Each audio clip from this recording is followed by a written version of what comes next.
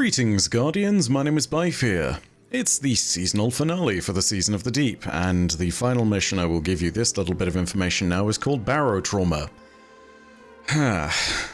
Some jokes really do just hit at just the right time, and other jokes hit at a very unfortunate time, and this might be both. Anyway, all of that aside, today we're going to be talking about the final story mission and the important revelations that come from it, and as per usual, this is going to be our spoiler warning. Normally I'm not doing these so late in the season, but I actually think this time it is so important that you go ahead and play this if you've not seen it already. There are going to be people out there with thumbnails spoiling all of this. There are going to be people out there who most definitely will tell you about this immediately, so if you're coming to my video first and you've not seen any of that, and you want to play this for yourself, you absolutely should turn this off right now and go and look at it. Because seriously, it's a big deal this week. Also, because I'm trying to get this out to all of you within decent time tonight, there is no script on this, so my apologies if I ramble just a little. With all of that said, we're going to dive in and I'm going to walk you through everything that happens in the seasonal story mission, and we're going to talk about some things at the end. You will see why. But first, a word from our sponsors at Manscaped. I'm sure you all know what's up with Manscaped, so I'm going to mainly address this to you, Carl. Huh? It's not like we don't love you, Carl, but we've got to talk about the hygiene, man. It's not up to snuff, and it's something we can all sniff. Callus didn't think it was opulent, Gore thought it was inferior, and Keitel won't even talk to you, man. It's a problem. But it doesn't need to be that way. Male grooming is an important part of your personal hygiene, and Manscaped can help you. Try the Ultra Smooth package for, well, an Ultra Smooth package. It comes with everything you need to clean up your nether regions, including the crop exfoliator to deal with those ingrown hairs and dirt, the crop gel for a reliable close shaving gel, and the crop shaver for getting down and clean. After all that, wrap it up in style with some Manscaped boxer briefs. Use my link in the pinned comment or description to get 20% off plus free international shipping. Thanks again to Manscaped for sponsoring this video. Anyway, back to the lore. So, our mission starts with an emergency note that comes up immediately from Lord Saladin stating that Asa has been captured by the forces of Xivu Arath. That's the moment at which we get thrown into action. This is going to be something that involves, as per usual for these end-of-season missions, everybody. So Saladin and his Cabal forces take up a flank, Zavala and Saint 14 take up another, and we head right down the middle. We eventually find a ritual site in all of this, but I'm going to go ahead and let the mission play out bit by bit. I'm going to have Martin just cut in between the important bits of dialogue. The important revelation is what happens when things come to the ritual, and that exposes the purpose of everything as to why poor Asa was captured. Commander, we've picked up Asa's trail deep below Kraken Mar, behind Xivu Arath's battle lines. Understood. The Deputy Commander, Saint, and I will set up a perimeter to draw the Hive's attention. Then the Guardian can break through unscathed. The Iron War Beasts prepare to support our assault. Say the word. Keep them in reserve until the Guardian has eyes on Asa. Daylight's burning, and she's in pain. I can feel it. I'll find you on the field, Sloane. Hit your marks, and we'll get this done. Move out. Fire team, check in. I've reached my position on the left flank. I've encountered a ritual. I'm setting up on the right. Looks like a smaller ritual site here, too. Pushing toward the commander's position now. My drop pod is deploying to your location, Sloane. Drifter, you're on tack. Well, all right. Taking energy, spiking up ahead of you, hero. That must be Asa. Ah! My arm! Whatever they're doing, it's getting worse. If we're gonna do something about it, now's the time! Guardian, start pushing forward. As soon as Saladin's pod hits ground, we launch our diversion. Is that... Wait. These rituals... They're trying to take Asa! Keep your taking pants on. I ain't never seen a ritual our walking tank couldn't smash. That's a whole lot of magic, and I bet those wizards are holding the reins. Get in there and start breaking things.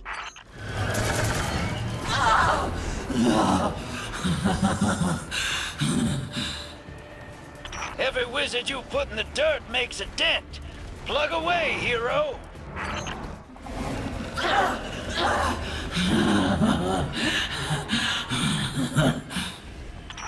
last one. Long Girl should be home free. Excellent work, Guardian. Fire team, check in. Down to a sword, but Hive and Taken forces routed. They will not run far. So many Titans. We encircle them like impenetrable walls. Ha! Clear your zones and fall back to defensive positions around Asa as she swims back to the arcology. Consider it done. War beasts, you fought well. Extra rations for all. What's Asa's status? I've got an eye on her, and I'm shipping a transmat beacon your way. Hold on to your boots. When the mission is over, we get this last cutscene. And this is going to be the thing that everyone is talking about. Now that Asa has been saved and the attempt to take her by Xivu Arath has failed, we have the final communication from her on the note of how to get through the Witness's portal, to find a way to see where it's gone, to understand how to better fight it. And this is what happens.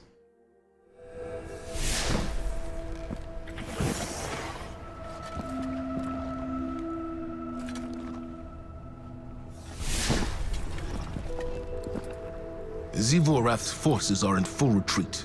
Good. Time to complete the mission.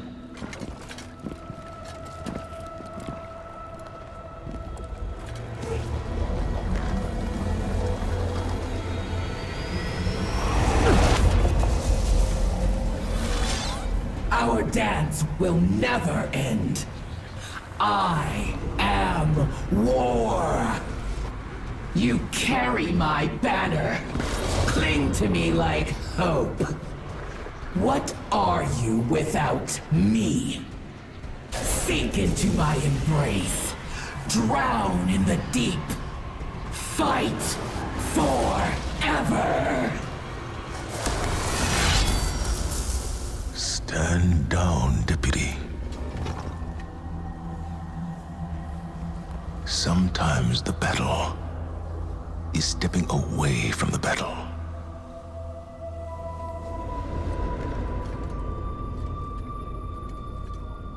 We're with you all the way.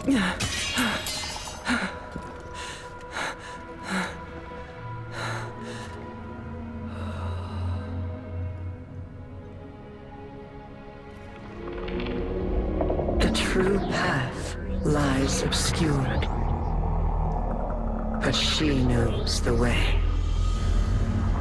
She who hides truth in deception. The Witch Queen must rise.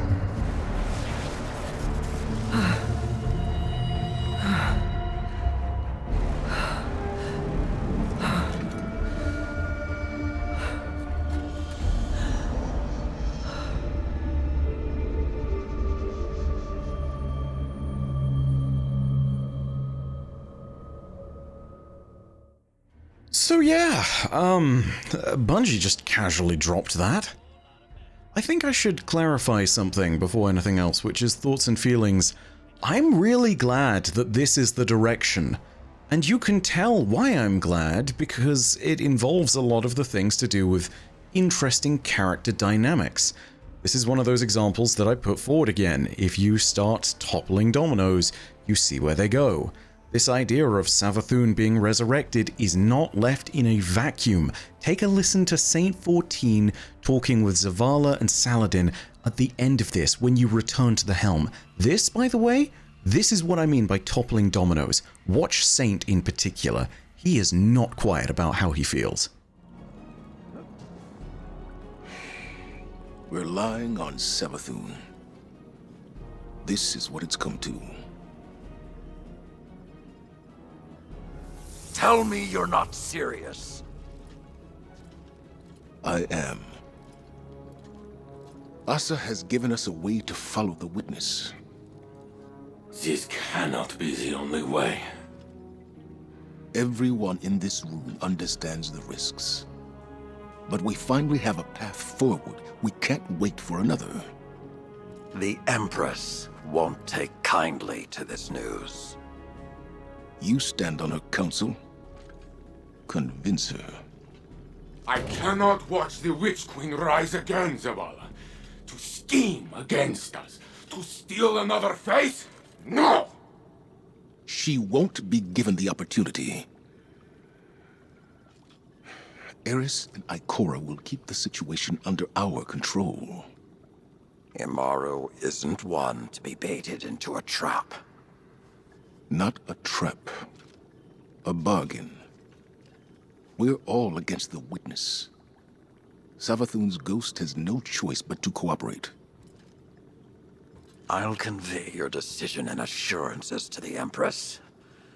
Commander, Guardians.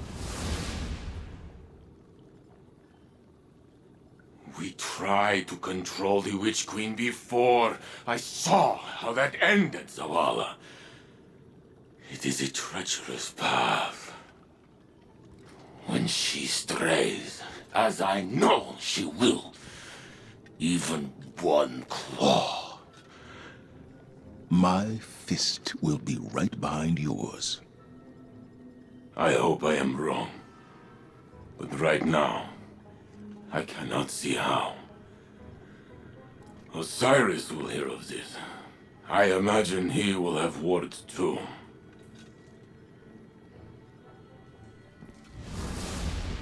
There's a long night ahead of us. Let's be the beacons others need to follow. At least until we make it through this.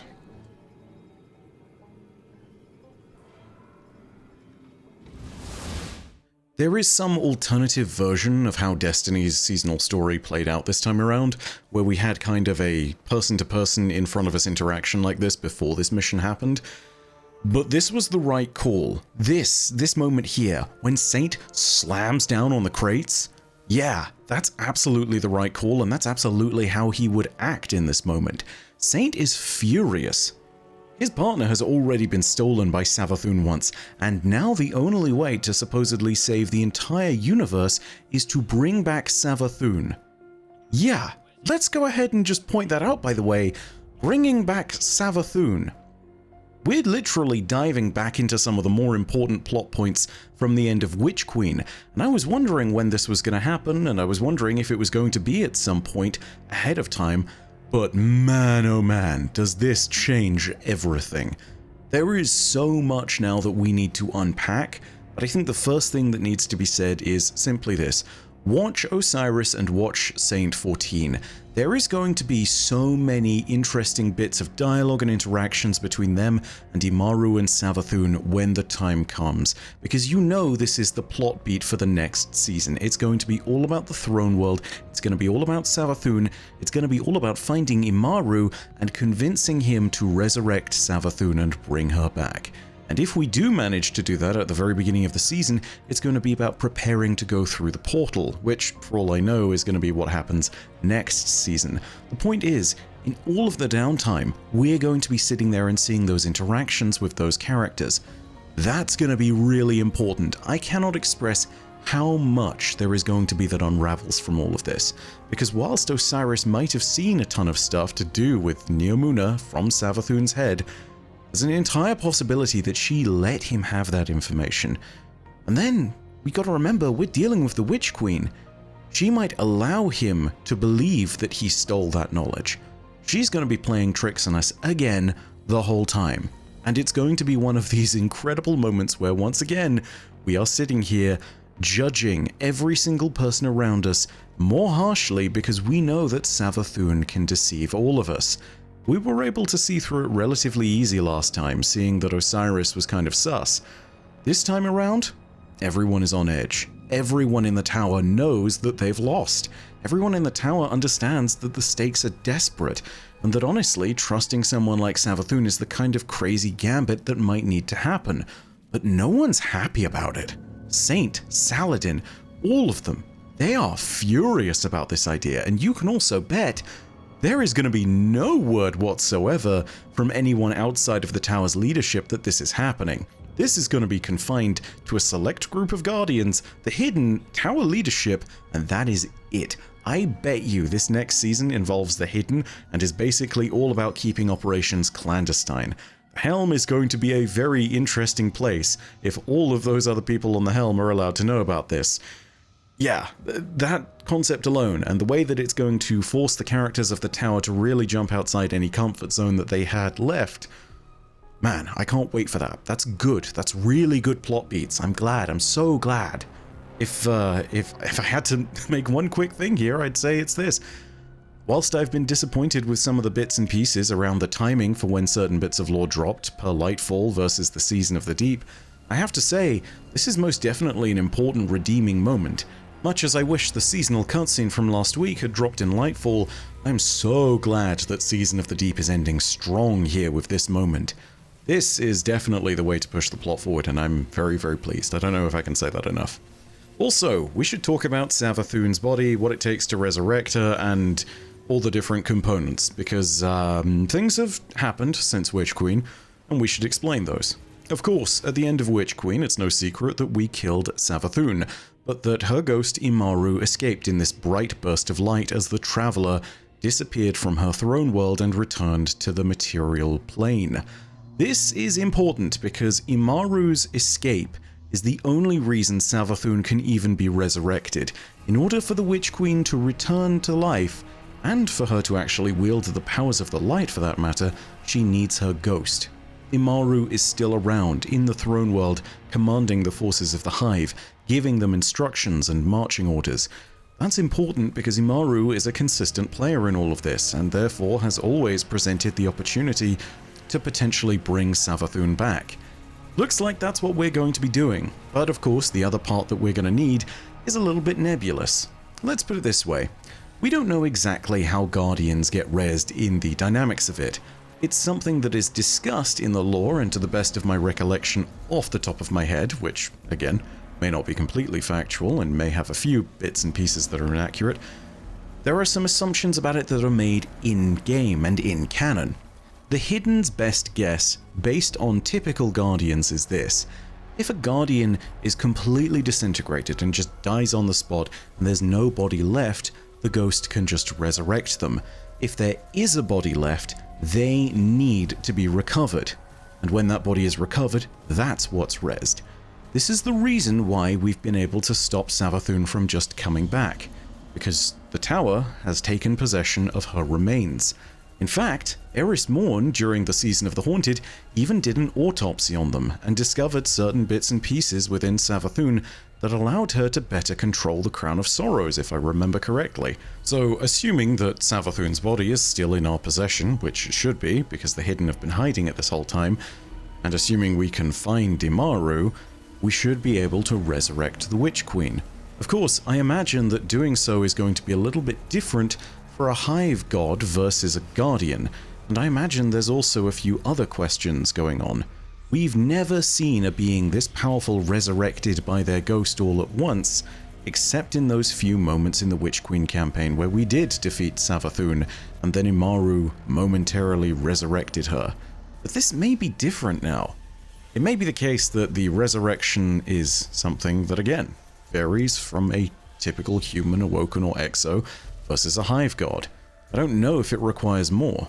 Remember as well that we have even more credence to say this because of Ghosts of the Deep. When Oryx was being resurrected, the resurrection was kind of being forced upon him, but it's also kind of clear that a ritual of necromancy was required to resurrect one Hive god with a ghost. Now granted, Savathun already has a ghost, but it doesn't mean that we're going to necessarily see this process as an easy one. Anything involving the Witch Queen is going to be complicated. And what's furthermore with this, we've got to remember one last final detail about it, which is just simply this may have all been part of Savathun's plan. I doubt it, because at the end of the day, it does seem like we foiled her plans in Witch Queen, but I can't imagine that there isn't at least a contingency out there. Some vague plan. And the reason I say that is because despite her surprise within the Witch Queen campaign, we go into the Altars of Sorrow afterwards, and we can hear her sitting there and saying, "You don't think I would have laid plans in case I died?" This is kind of what I mean. I imagine that there is somewhere out there in Savathun's mind a plan B for this exact circumstance. I don't know what that circumstance will be, assuming that She understands that the Traveler has been, I don't know, possessed by the Witness, taken over. Whatever it may be, the Witch Queen is going to be in a very interesting position now. She, as I've described before, is one of the wild cards in the system, along with the fanatic Fikrul and a few others such as Aramis and the Nine. She will have a huge impact on everything going forward, and if this season does involve some of the movers and shakers that I think it will, then we're about to be in for a very interesting time. All that being said, let me know what you think down below in the comments section. Personally, I'm thrilled. This was a great ending to the seasonal story because it sets things up very well, but also there's actually just really good character drama in here. Just the prospect of Saint 14 and Osiris having to meet Savathun again is going to be incredible to watch. So yeah, really excited for all of that. Of course, if you enjoyed this video as well, you can leave a like, and if you want more Destiny lore content leading up to the final shape, you can go ahead and hit subscribe, and the bell next to subscribe to turn on those email notifications. But as per usual, know that your viewership as always is quite enough for me. And that in the meantime, my name is Byf.